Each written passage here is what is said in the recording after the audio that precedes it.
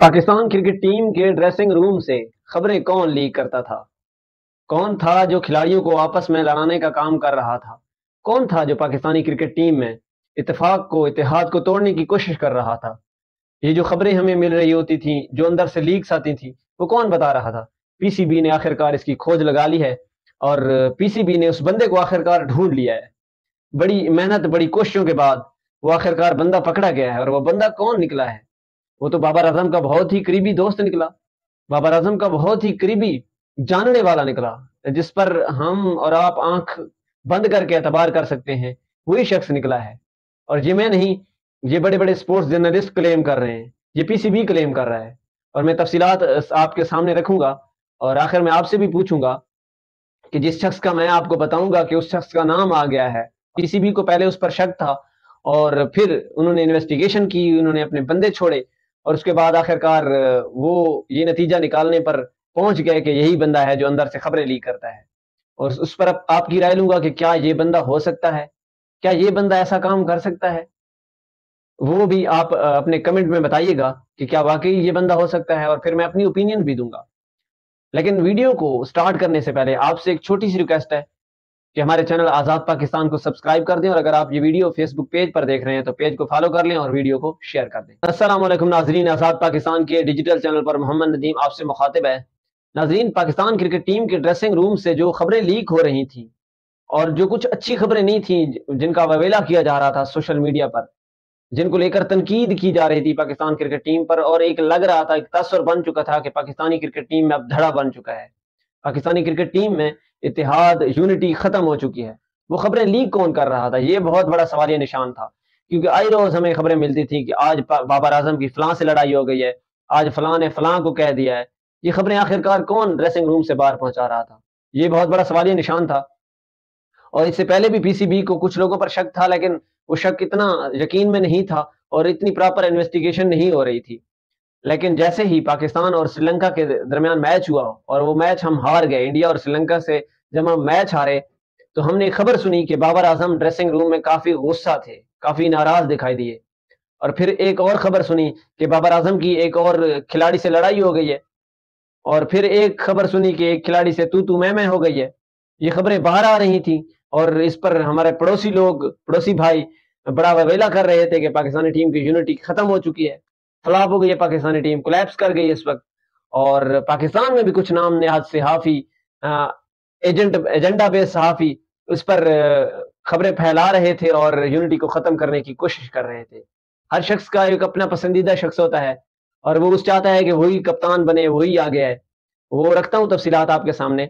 मसला स्टार्ट यहाँ से हुआ कि समा न्यूज के एक रिपोर्टर हैं कादिर ख्वाजा साहब, जिसकी तस्वीर आप देख रहे होंगे। ये मुकम्मल स्पोर्ट्स को कवर करते हैं, स्पेशली पाकिस्तानी क्रिकेट टीम को कवर करते हैं। ये भी श्रीलंका में थे। इन्होंने पहले पहले खबर दी, जब पाकिस्तान श्रीलंका से मैच हारा तो इन्होंने खबर दी कि बाबर आजम, मैं जो वर्ड कह रहा हूँ उस पर आपने ध्यान देना है, कि बाबर आजम मैच हारने के बाद ड्रेसिंग रूम में काफी नाराज थे। वो सीनियर प्लेयर्स की परफॉर्मेंस से मुतमईन नहीं थे और वो चाहते थे कि सीनियर प्लेयर्स को जिस तरह रिस्पॉन्ड करना चाहिए था, उन्होंने इस तरह रिस्पॉन्ड नहीं किया है। बशमूल उन्होंने अपना नाम भी लिया कि मुझे भी करना चाहिए था।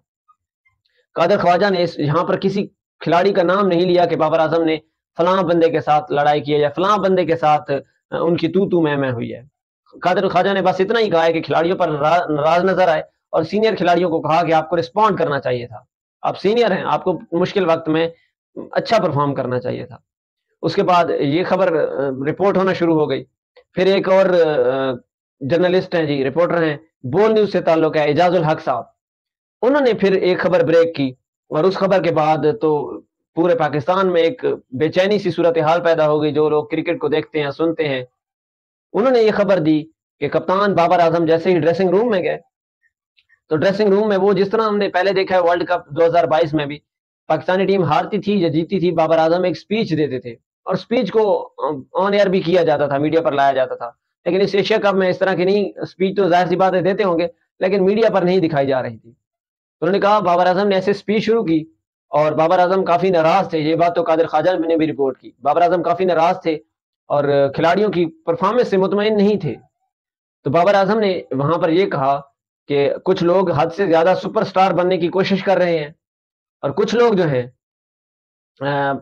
سینئر پلیئر جو ہے وہ پرفارم نہیں کر رہے ہیں، اچھی طرح پرفارم نہیں کر رہے ہیں، ان کو رسپونڈ کرنا چاہیے تھا مشکل وقت میں۔ تو اس پر شاہین شاہ آفریدی جو ہیں پاکستان کے سپر سٹار جو ہیں وہ کھڑے ہو گئے، پورا کوچنگ سٹاف بیٹھا تھا، تمام پلیئرز بیٹھے تھے، وہ کھڑے ہو گئے اور انہوں نے بابر اعظم کی بات کو ٹوکتے ہوئے کہا کہ کم از کم آپ کو ان پلیئرز کی تعریف کرنی چاہیے جنہوں نے اچھا پرفارم کیا ہے۔ وہاں پر شاہین افریدی نے 4 پلیئرز کے نام بھی لیے، جن میں رضوان تھے، رضوان نے زبردست 80 رنز کی اننگ کھیلی تھی، افتخار احمد نے 3 وکٹیں لی تھی، زمان خان نے اچھی بولنگ کی تھی، اور عبداللہ شفیق نے بھی سنچری بنائی 50 بنائی تھی سوری۔ ان 4 پلیئر کے نام لیے اور کہا کہ ان کو آپ کو ان کی تعریف کرنی چاہیے، انہوں نے اچھا پرفارم کیا ہے۔ تو اس پر بابر اعظم نے جواب دیا کہ مجھے پتہ ہے کون اچھا کر رہا ہے اور کس سے اچھا نہیں ہو رہا ہے، یعنی کہ بابر اعظم کا اشارہ شاہین شاہ افریدی کی طرف تھا، اور پھر ان کے درمیان تکرار شروع ہو گئی، تو میں شروع ہو گئی، اور پھر زمان اور کوچنگ سٹاف اٹھ کر آئے اور انہوں نے یہ معاملہ ٹھنڈا کیا، حل کیا، اور پھر بات ختم ہوئی۔ اس کے بعد بابر اعظم پریس کانفرنس کرنے گئے، پریس کانفرنس کی 5-10 منٹ کی شارٹ سی پریس کانفرنس تھی۔ اس کے بعد وہ روم میں نہیں گئے بلکہ سیدھا گاڑیاں لگی ہوئی تھی، گاڑی میں بیٹھے ہوٹل پہنچے، ہوٹل سے سامان پیک کیا اور پاکستان کے لیے روانہ ہو گئے۔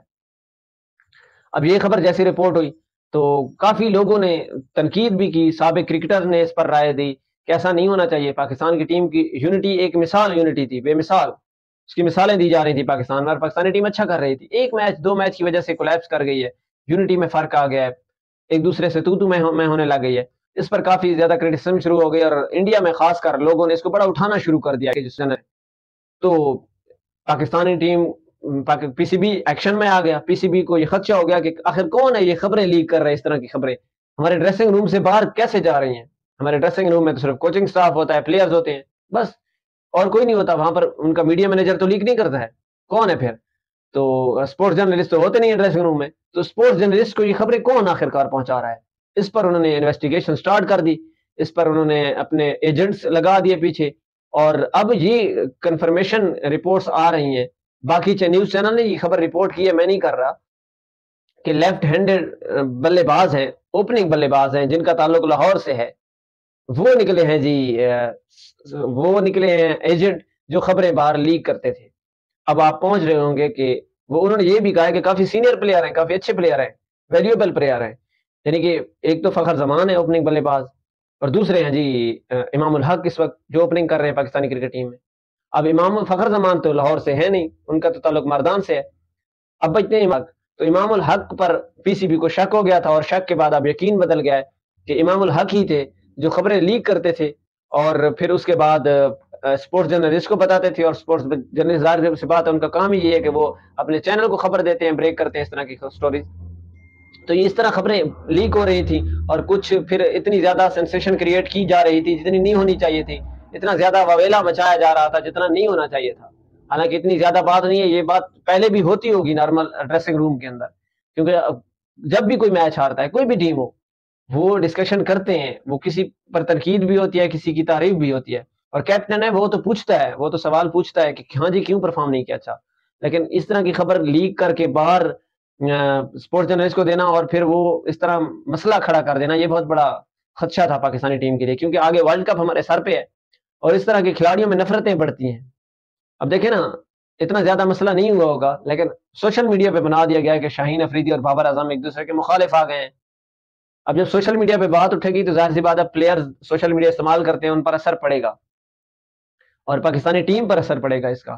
اب شاہین افریدی کے بارے میں خبریں آ رہی تھی کہ شاداب خان کو جو ہے ریپلیس کیا جا رہا ہے، شاہین افریدی کو نائب کپتان بنایا جا رہا ہے، اور یہ کہہ رہے تھے کہ جی کچھ لوگ ایجنڈا بیس کام کر رہے ہیں، شاہین افریدی کو کپتان بنانے کی کوشش کر رہے ہیں، بابر اعظم کو ریموو کرنے کی کوشش کر رہے ہیں، یہ کر رہے ہیں اس طرح کی باتیں، اسی طرح کی خبریں لیک کروائی جاتی ہیں، کھلاڑیوں کے درمیان نفرتیں پیدا کی جاتی ہیں۔ اس سے پہلے ہم دیکھ چکے ہیں 2011 12 13 14 15 16 تک یہی چلتا آ رہا ہے پاکستانی ٹیم میں، کہ 2 دھڑے بن چکے تھے، ایک دھڑا جی حفیظ کا ہوتا تھا، شاہد افریدی کا ہوتا تھا، تو دوسرا دھڑا مصباح الحق کا ہوتا تھا، ایک پرفارم کرتا تھا، دوسرا نہیں کرتا تھا، دوسرا کرتا تھا، تیسرا نہیں کرتا تھا، شاہد افریدی کپتان ہوتا تھا، اس کے پلیئر کھیلتے تھے، مصباح الحق کپتان ہوتا تھا تو ان کے پلیئر کھیلتے تھے، تو اس طرح ٹیم چل رہی تھی، اور وہی وجہ تھی کہ ہم کوئی ایونٹس نہیں جیت رہے تھے، نہ سیمی فائنل فائنل تک کوالیفائی کر رہے تھے۔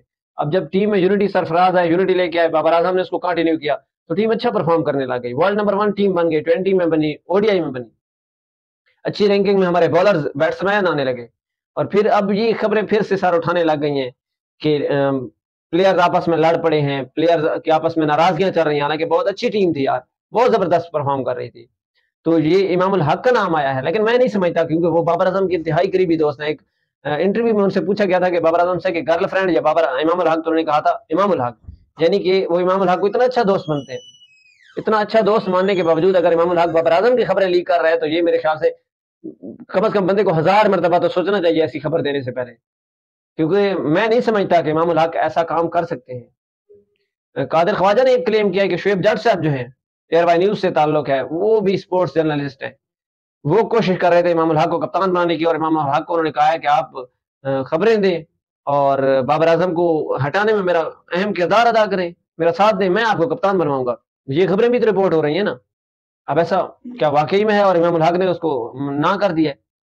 اب اگر یہاں پر ایک جرنلسٹ نے پلیئرز کو اپروچ کیا اور کہا ہے کہ آپ میرا ساتھ دیں، میں آپ کو کپتان بنواؤں گا، تو اس پلیئرز کو چاہیے تھا کہ وہ بات بتاتا مینجمنٹ کو کہ جی ہمارے کپتان کے خلاف یہ سازشیں ہو رہی ہیں، اور یہ بتانا چاہیے تھا، اور اس اسپورٹس جرنلسٹ کے خلاف کارروائی ہونی چاہیے تھی، لیکن نہیں ہو رہا ہے.